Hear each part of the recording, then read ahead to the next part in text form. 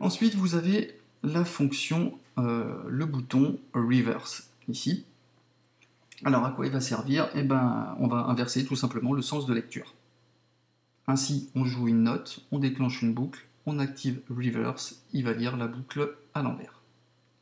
La fin de boucle en fait devient le début, la fin d'une boucle en cycle normal devient le début d'une boucle inversée. Exemple.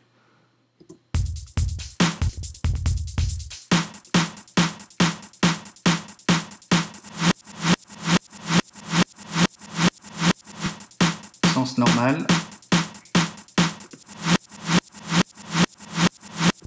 Voilà, boucle inversée. On lit l'échantillon en arrière sur un temps donné. Ça peut être très très pratique parce que, par exemple, quand vous voulez utiliser un kick avec un effet inversé avant de le lire à l'endroit, pour histoire de lisser, bah, ça peut vous donner des effets, mais juste en un coup de clic. C'est très rapide, notamment aussi pour des DJ qui veulent faire ça en temps réel. C'est un bouton qui sera très très utile. Qu'est-ce que je voulais vous dire? Il aura effectivement par contre, alors attention aussi, au mode de lecture. Si par exemple vous êtes en mode présent ou en mode past, ça pourra avoir une incidence en mode passé, c'est-à-dire quand vous allez activer en fait cette fonction de reverse, il n'y aura pas trop de problèmes puisque le pré-échantillon est déjà, si je puis dire, pré-échantillonné. Donc activer la fonction reverse, vous n'aurez pas de coupure puisque on a déjà anticipé le son. Si par contre vous êtes dans un mode current, c'est-à-dire vous cliquez, et si vous cliquez, vous faites une boucle sur par exemple un petit temps mort, un silence, faire une fonction de reverse, vous pouvez avoir des surprises. Loop on, c'est activer ou désactiver, ça permet d'activer la lecture cyclique ou non de la boucle. Activer, votre boucle ne cessera que lorsque vous allez relâcher la note du clavier, ça va désactiver la fonction. Si par contre loop est désactivé, eh bien, tant que vous jouez une note, en fait, le signal sera coupé. C'est au relâchement de votre note que le signal audio va rentrer. Exemple.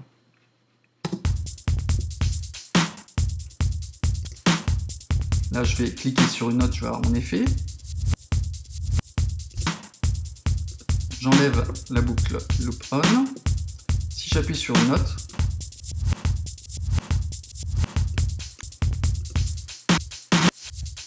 ah oui, mais je suis pas sur le bon mode. Voilà. Si je suis sur mode 1, vous voyez que je suis appuyé. Dès que je lâche, il reprend la lecture de la boucle. Enfin, du signal audio entrant. Si j'appuie sur une touche, ça arrête tout. Dès que je lâche ici ma note, le signal entrant continue. Mais je n'ai pas de boucle. Par contre, si je mets loop on, j'appuie sur ma note, là j'ai une boucle qui tourne puisque j'ai loop on. D'accord? Voilà. Donc évidemment, la majorité du temps, le loop on est activé puisque le but du jeu c'est quand même de faire un repeat, un beat repeat. Vous avez ici le one shot. Alors one shot pour un seul coup. Donc entendez par là une seule fois. Cette fonction que nous allons utiliser de temps en temps de façon ponctuelle. Si par exemple on prend un exemple sur le mode 1 ou 2, loop on, j'active le one shot et on va faire en fait un effet de bouclage aller-retour une seule fois par exemple. On va prendre le mode 2. On va faire une lecture en aller-retour une seule fois et après il va continuer la suite du morceau. Exemple, ça veut dire dès que je vais activer la note, il va affecter en fait ce que je lui demande mais une seule fois parce que one shot activé.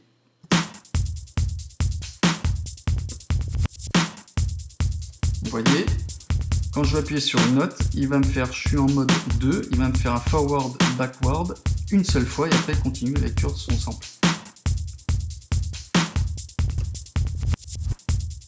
Voilà, il m'a fait un aller-retour et il continue.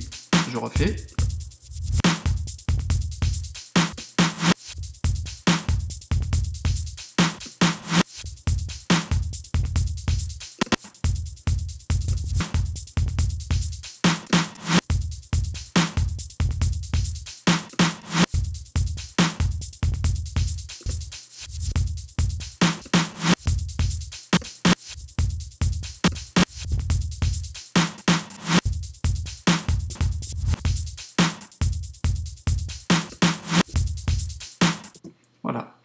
à chaque fois que je vais appuyer sur la note, il va m'affecter l'effet, le réglage que je lui ai fait, mais une seule fois.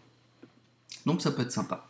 Ça peut être également sympa si vous activez cette fonction pour utiliser les FX Send que vous allez envoyer pour faire un effet de gate, un control ou un trigger sur un autre instrument. Vous mettez sur OneShot, vous l'envoyez sur un autre instrument et vous pouvez affecter une seule fois un effet, par exemple pour des roulements d'instruments ou roulements de kick sur un Kong par exemple ou sur un Red Drum, ça peut être très sympa. Ensuite, on va voir en fait la fonction Start, Gate et Length. En fait, cette partie-là, alors à quoi elle sert? Alors déjà, vous avez le bouton ici qui permet de activer ou désactiver le gate. Ça veut dire que s'il est désactivé, ces boutons-là n'auront aucun effet. Il n'y a que si c'est activé que ces boutons-là seront affectés. Donc le on n'a aucun effet, off, donc off aucun effet, on, il y aura un effet en fonction de ce qui est réglé sur start et length. Alors start, ça indique la position de la lecture de la boucle. Plus on avance le curseur, plus le début de la boucle, plus la boucle commencera en retard. Length, lui, il détermine la durée de la boucle. Ainsi, si je mets start à 0 et length à 100%, ça équivaut à avoir un gate off, puisque je force la boucle à partir au début et à lire l'ensemble de la longueur de la boucle. Si par contre je me mets ici à 50, à peu près ici à 50, je vais commencer la lecture de la boucle à la moitié et je vais lui demander de s'arrêter également à la moitié de sa longueur, ce qui fait qu'on aura un gate, un effet de coupure bien marqué. On écoute avec le gate off.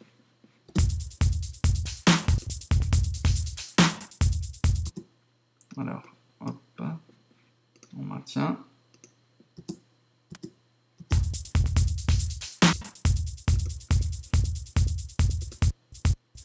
Voilà, ça coupe.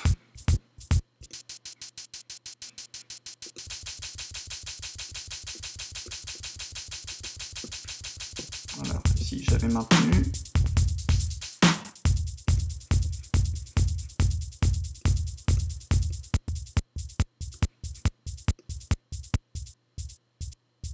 Voilà, on réduit la longueur de l'échantillon et le départ.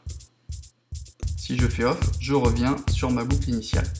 Voilà, c'est à ça que ça sert. Ça peut permettre encore de, par rapport à une boucle qui est capturée, on va pouvoir couper une partie vraiment ou la réduire et l'ajuster vraiment comme on le souhaite.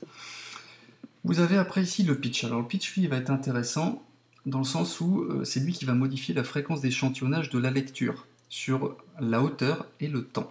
Alors attention, cette fonctionnalité risque peut-être de vous, et sûrement de vous désynchroniser par rapport au tempo en cours. On observera en fait une variante de, ici à fond au maximum de plus 4 octaves et ici de moins 4 octaves. Pour se donner une idée, ça correspond à une vitesse en fait 16 fois plus rapide ou 16 fois plus lente.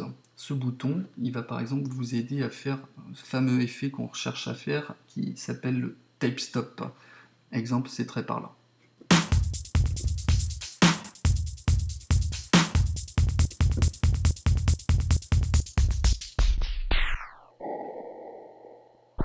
Ou à l'inverse.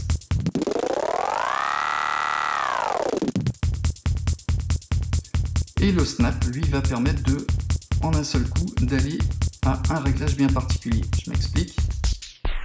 Je vais là, j'appuie sur snap, il reprend sa position initiale, je clique sur snap, il va au réglage que je lui ai demandé. Je peux le mettre comme ça par exemple, je reviens sur snap, il prend sa position de 0, je rappuie, il revient à la position que je lui avais indiquée. Voilà, ça c'est une fonction que vous très utilisée par les DJ, qui vous sera certainement très utile également dans vos compositions. Donc je rappelle vraiment ce module Beat Repeat, il vous présente déjà quand même pas mal de fonctionnalités, dont celle-ci qui peut être intéressante et qui est souvent difficile à faire, surtout quand on gère du MIDI, obligé de passer par de l'audio, etc., etc. Donc là on peut avoir un instrument MIDI qui est branché directement sur son module et affecter cet effet de type stop sans pour autant convertir le MIDI en audio. Donc ça, on le fait très simplement, rien qu'avec un bouton. Donc c'est très très intéressant comme bouton. Ensuite, vous avez le Release. Alors le Release, cette fonctionnalité, elle va vous permettre, vous apporter un lissage du son, en ajoutant une couche de balayage de son inverse, en limite de boucle. Alors qu'est-ce que ça veut dire? Ça veut dire qu'en gros, une fois que votre boucle est capturée, juste avant et après, à la fin, il y aura une fonction d'inversion du sample qui va vous donner cet effet de lissage, comme si on inversait par exemple un sample, que vous lisiez d'abord à l'envers, rapidement, puis à l'endroit. Vous n'avez pas de coupure entre les deux, ça donne une sorte en fait de fluidité, ce qu'on appelle un effet sonore lissé. Donc ce bouton, il va vous permettre donc, de doser l'intensité du lissage de façon à, si par exemple vous avez une coupure avec des micro-silences, des petits crits, des petits cracks, et le Release, lui, va vous permettre en fait de lisser tout ça de façon à ce que votre son soit un peu meilleur.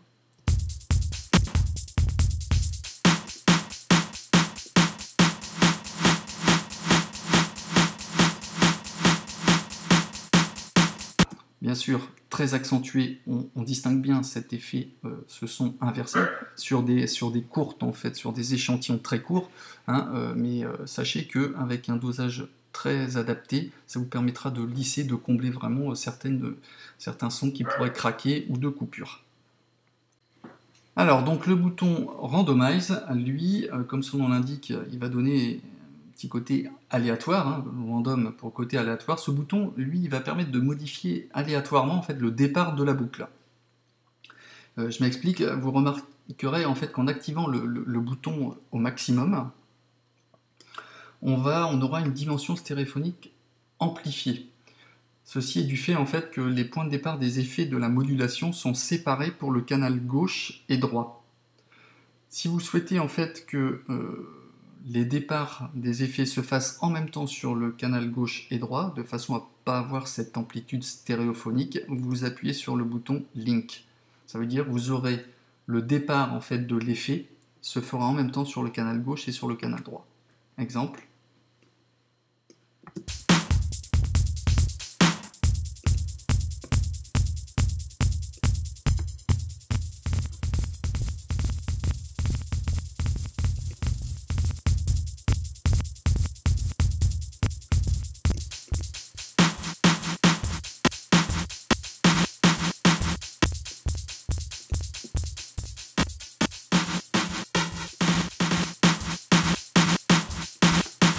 Voilà, vous voyez que randomize au maximum, ça vous donne une dimension stéréophonique.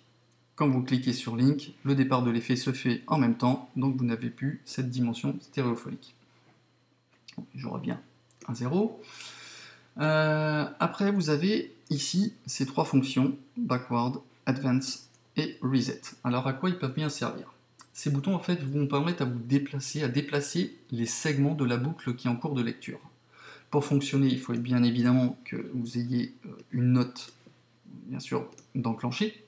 Hein. Il faut que l'effet soit activé.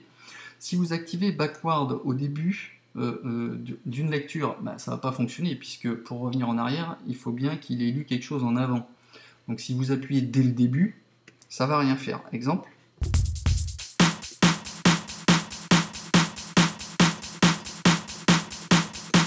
Voilà. Comme j'ai pas avancé, je peux pas reculer. Par contre là, je vais avancer.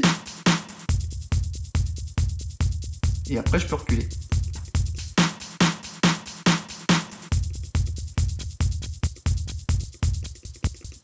Et là, le reset, lui, il va vous permettre en fait de revenir au point de départ. Donc en gros, en résumé, backward, il va vous faire reculer la boucle.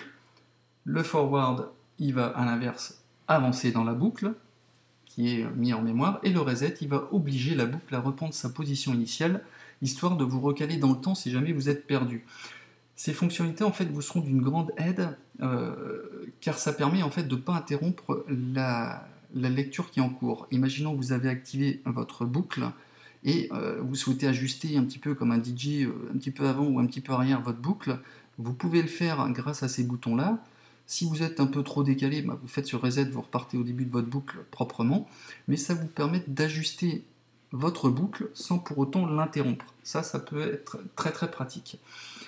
Ici, vous avez les FX Send, en fait, l'activation du Send sur trois onglets, et ici le bouton qui va vous permettre de doser l'intensité. Ici, le volume, attention, le bouton, il est à midi, donc ça veut dire, on parle ici de dB. Plus vous allez à droite, vous aurez jusqu'à 6 dB de gain, et à fond à gauche, vous allez jusqu'à moins l'infini. D'accord ? Ça peut être sympa si vous voulez envoyer en fait ces effets vers d'autres modules. Le manual trigger, alors ça peut être sympa encore une fois aussi pour les DJ, quand vous voulez faire des effets en temps réel. Même pendant une boucle qui est en lecture, vous pouvez à tout moment prendre le contrôle manuel de l'effet, suivant en fait, donc le length en fait lui va vous permettre de doser la longueur de la coupure. Et ce bouton-là, ici, va vous permettre de l'activer en fonction de ce que vous avez réglé. Exemple.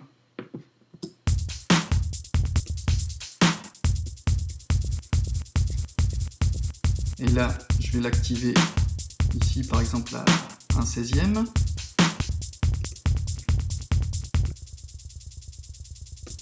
Je lâche, il reprend la position initiale. Donc là, j'ai une boucle qui est activée par la touche de mon clavier. Et manuellement, je vais dire, tiens, pendant que j'appuie, tu me la mets à 1/16e, voire un 32e,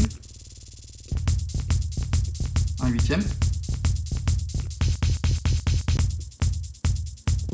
etc., etc. Donc ça peut être très pratique pour prendre la main pendant un court moment, pour faire un effet particulier, l'activer sur des coupures à un 16e ou un 32e pour faire un roulement très rapide et reprendre la boucle que vous avez enclenchée initialement. Voilà, juste un petit mot avant de terminer, CTRL-TAB sur le rack arrière. Donc ici, vous avez, quand vous ajoutez par exemple, on va prendre un exemple avec un matrix, je vais envoyer le piano.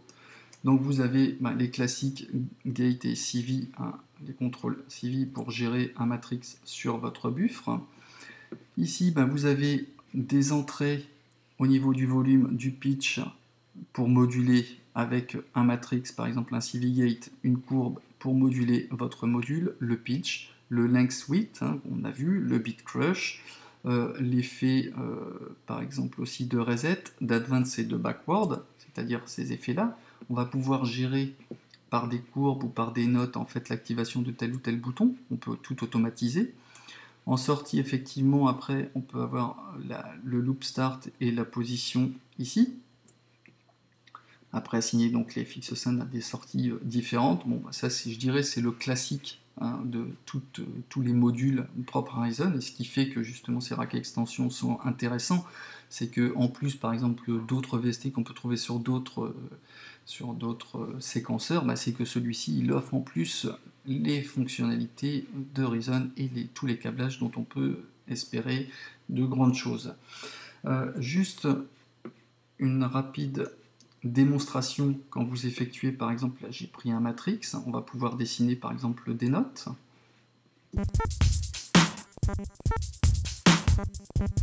Donc c'est-à-dire les notes ici sont remplacées par le clavier, au lieu que je les joue, elles sont jouées ici et vont avoir un effet sur mon buffre. Je peux jouer éventuellement, alors ça par exemple, voilà, je les remets à 0.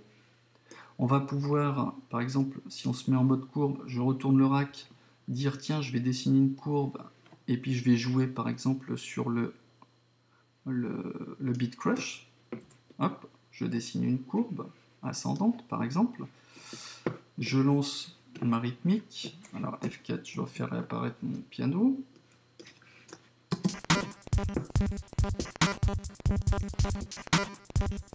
Là, j'ai ma boucle.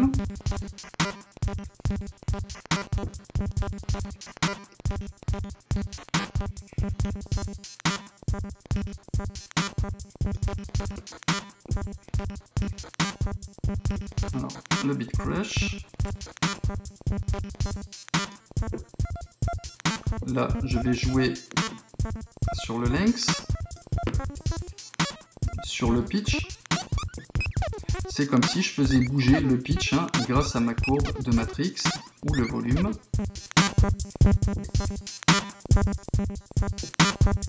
etc. Bon, bah, ça c'est l'exemple avec un matrix. Après, donc, je supprime. Qu'est-ce qu'on peut faire? C'est par exemple, voilà, sur cet effet, on va pouvoir dessiner par exemple une automation. Je vais ici, hein, donc vous sélectionnez bien votre piste buffre. Vous allez chercher, par exemple, je vais vouloir faire reverse à un moment donné. Je prends, donc je fais CTRL et je vais dessiner par exemple ma... Bon, ça j'en ai pas besoin, j'ai fait un double-clic. Je double-clique, je prends mon petit crayon, je vais faire, par exemple, allez, hop, toc. Vous voyez que dès que je dessine quelque chose, ça devient en vert, et j'active, par exemple, à un moment donné, la fonction reverse.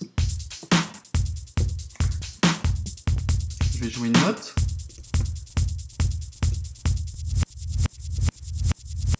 Voilà, à partir de ce moment-là, il me l'a dit à l'envers.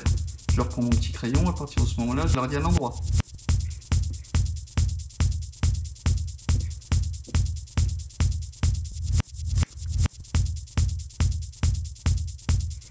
Un beat crush, par exemple, pareil, CTRL,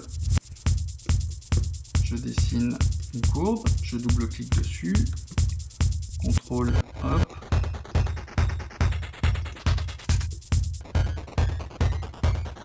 Je vais en mettre une autre, par exemple, sur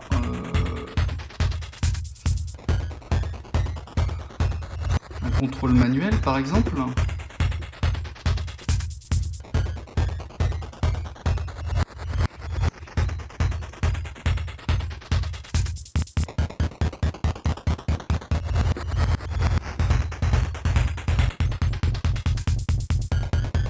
Activé, non activé, etc., etc. Après, bah, vous allez chercher en fait chacune des fonctionnalités qui vous intéressent et vous dessinez l'effet, l'activation, l'automation de vraiment n'importe quel élément du buffre que vous allez lire en temps réel, enfin chronologiquement. Donc voilà, avec des possibilités qui sont énormes. Bon ben voilà, c'en est tout pour ce tuto. J'aurais énormément d'exemples à vous donner, mais le tuto serait très long. Je pense qu'il va déjà être assez long. Hein. Donc c'est vraiment pour faire le tour vraiment des possibilités, du potentiel qui s'offre à vous, hein, par rapport à ce rack extension, donc Buffre, hein, qui est, je rappelle, au prix de 69 € maintenant, qui est développé par PEF. Hein. Je mettrai le lien dans la description pour aller voir un petit peu ce qui se passe sur son site, voir des exemples en téléchargement de fichiers Reason qui vous donnent plein d'exemples d'utilisation. Donc un conseil, si vous souhaitez le tester, vous pouvez le tester pendant 30 jours, donc essayez de regarder un maximum tous les exemples, hein, qui s'offrent à vous justement pour vraiment orienter votre choix pour l'achat de ce rack extension. Bon, j'espère qu'il vous aura fait plaisir, qu'il aura été assez clair, bien qu'un peu long. Hein, donc n'hésitez pas à me laisser des commentaires, et puis je vous dis à bientôt pour un nouveau tuto. Allez, ciao!